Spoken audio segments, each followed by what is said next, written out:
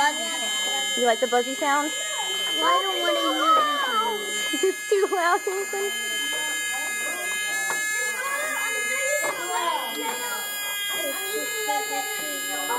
You're making a motor? Very good, Jackson.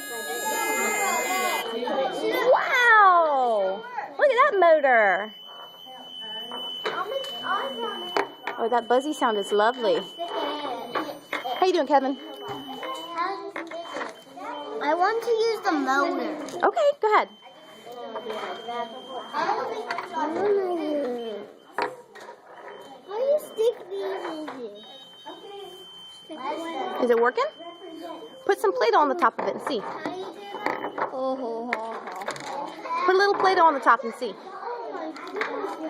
Maybe your shoes are on backwards. Why won't he do it?